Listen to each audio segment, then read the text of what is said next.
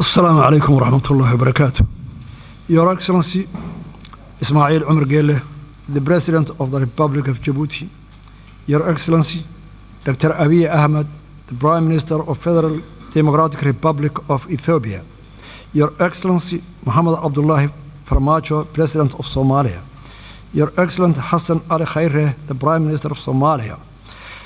Representatives of the chairperson of the African Union, if they are here. Your Excellency, Dr. Wargane Gebeyaho, the Executive Secretary of IGAD. Your Excellency, Donald Yamamoto, the U.S. Ambassador. Excellency, distinguished guests, ladies and gentlemen, all protocols observed, good afternoon. Mr. President and Chairman as well, first and foremost, let me say that it's a great pleasure to be here with you today and to participate the continuation of the dialogue between Somaliland and Somalia. Allow me to extend my sincere appreciation to the regional, continental, and international community for your presence here today to discuss a topic of great importance to the Horn of Africa. Allow me to further thank His Excellency, President Ismail Omar Gelle, and the people of Djibouti for their warm and brotherly hospitality in welcoming us in this beautiful country. Though we may be separated by land and sea, nothing will diminish the important role you all play and will continue to play in your efforts to bring peace and stability to the African continent. The region is suffering from a combination of unprecedented challenges, which range from the COVID-19 to environmental and socio-economic issues. Regional cooperation and hegemony is urgently required to steward the vulnerable to more prosperous and stable future. Restarting of these mediation talks with international support is an important factor in securing a more sustainable future in the fulfillment of onerous and worthy duty of building a safe, secure, and stable relationship for the people for Somaliland and Somalia. Excellencies, allow me to stress the current phase that we are entering is a crucial in shaping the future of the future bilateral relationship between our two neighboring countries, regional stability, and sustainable and prosperous future for the Horn of Africa. However daunting or important such a task is, I remain confident and optimistic that through our and your attention, commitment, hard work, and dedication, we will be able to contribute to the peace and security landscape across the continent of Africa. Excellencies, allow me to present a brief historical background on how we got to where we are today. Republic of Somaliland received its independence from the United Kingdom 26 June 1960. Notification of that independence was duly registered with the United Nations and 35 countries recognized Somaliland. Somaliland voluntarily united with Somalia 1st July 1960 to form the Somali Republic. The union was not legally binding as the Act of Union was never formally signed. Therefore, the unification effort fell short of the requirements mandated by domestic and international law. From the beginning, the union malfunctioned as Somaliland people were hugely oppressed. The people of Somaliland expressed their displeasure with the Union by overwhelming voting against the new constitution in the referendum held in 1961 and followed full-scale struggle against the Somali Republic. The result in the collapse of Somali Republic in 1991 and the restoration of the independence of the Republic of Somaliland 18 May 1991.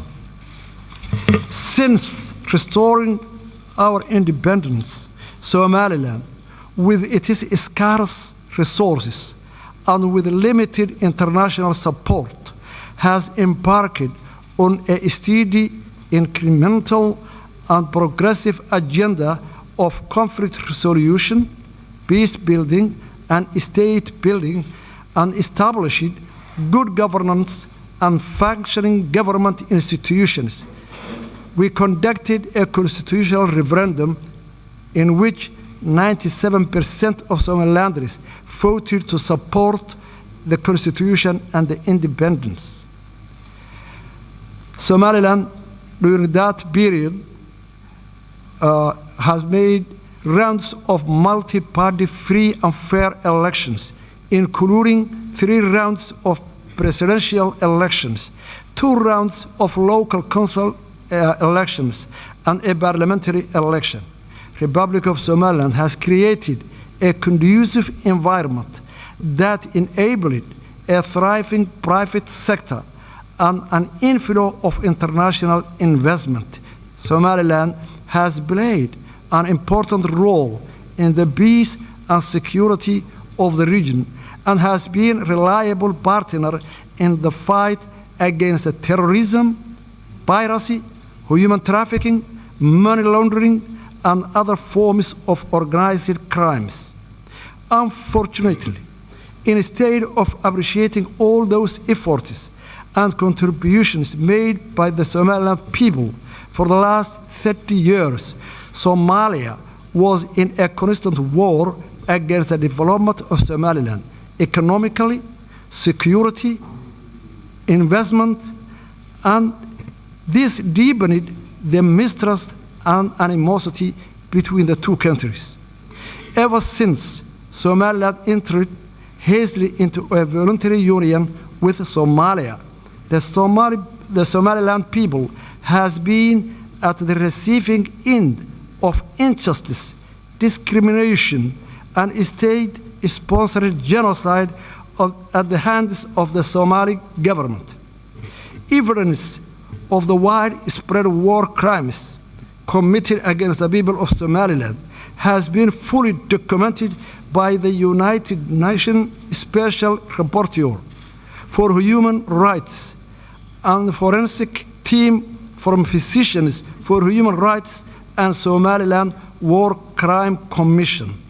The acts of genocide perpetrated by the Siad Barre regime and are memorialized in more than 200 mass graves in our country.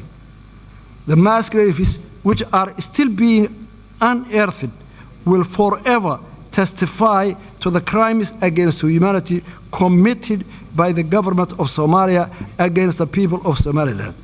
Therefore, in approaching this present situation in Somaliland and Somalia, it's necessary to have a proper regard to the past and learn lessons from it. The legacy of the oppression against the people of Somaliland cannot be easily swept away. Rather, they must be acknowledged and taken into account when considering Somaliland people's rights to self-determination and independence. The case for Somaliland independence is not unique. This fact is also acknowledged by the African Union mission to Somaliland in 2005. That concluded the situation was sufficiently unique and self-justified in African political history, that the case should not be linked to the notion of Pandora's box. It recommended that the African Union should find a special method of dealing with this outstanding case at the earliest possible date. Furthermore, the 2005 African Union Fact Mission to Somaliland reported that the plethora of problems and confronting Somaliland are in part the legacy of political union with Somalia that malfunctioned and brought the destruction and ruin, thereby overburdening the population of Somaliland. Somaliland's claim to independence depends on part its circumstances, including the brief but legal period of independence in 1960. It claims to recognize international borders relating to that period, as can be summarized from the Somaliland's case, unique and demands unique solution. It does not create precedent for other unresolved conflicts in Africa or elsewhere. Somaliland's legal case for independence is the conformity with the international law. Somaliland satisfies the statehood criteria as set out in Montevideo Convention of 1933.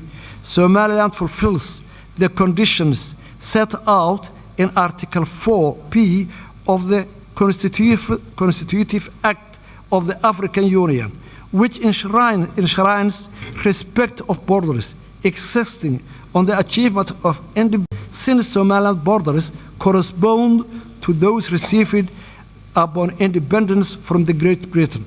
Somaliland is fully aware that the African context, the exercise of the right to self-determination is linked to the principle of respect for respecting boundaries.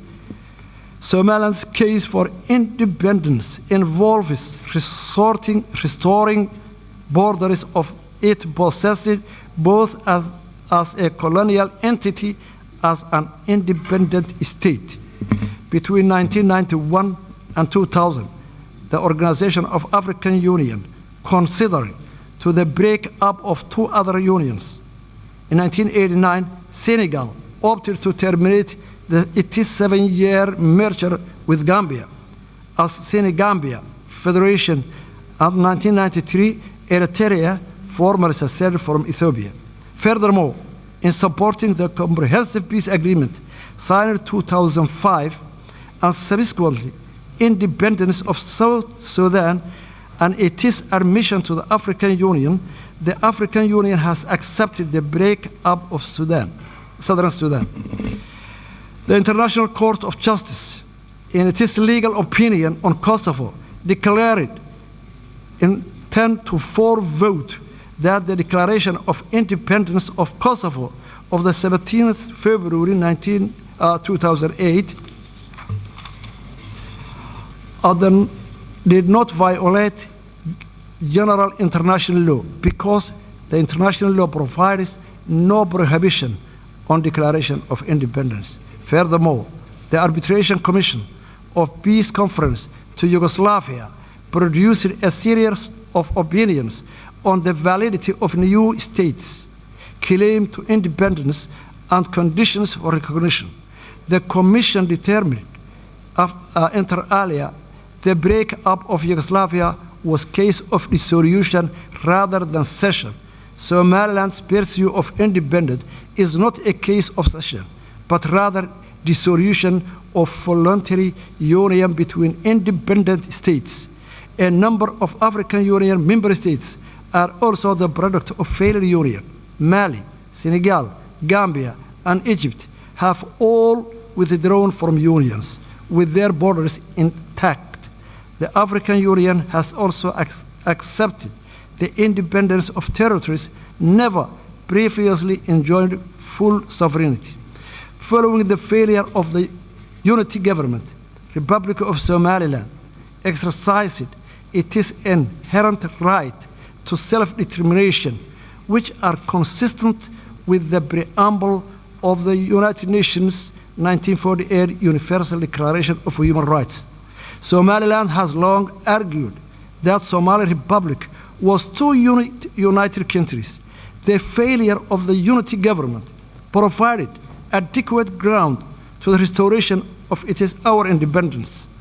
We believe in that the key to sustainable and peaceful future lies in the honest and sincere dialogue between Somaliland and Somalia under the auspices of neutral and impartial international mediation mechanism and a guarantor. Somaliland remains committed to peaceful coexistence with Somalia. However, Somaliland insists in that the dialogue should be a two-state process with a substantive agenda that addresses the core issues of the dispute. Today, how can we proceed to this dialogue if the previously signed agreements in London, Istanbul, Accra, and Jabuuti were not implemented yet? We cordially propose that a serious mediation mechanism and a guarantor should be in place for this new round dialogue. We thank Somalia for their sincere apology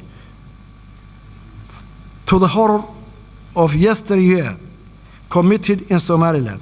The current generation of Somalia was, of course, not responsible for what the previous generations did, but it is acknowledgement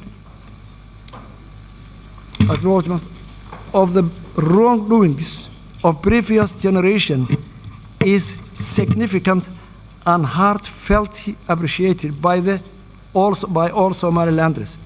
But with acknowledgement also comes responsibility. Responsibility for the damage that horror caused. Words are not enough. Again, words are not enough. The horror of the past requires more than words. It requires actions. The act of recognizing and supporting the independence of Somaliland would go a long way to heal the wounds of the past and enable our states to embrace each other in our independent but closely interwoven futures. I am confident that we can build a bright future together as a brotherly, neighboring nations and for our own people and our region. Thank you very much.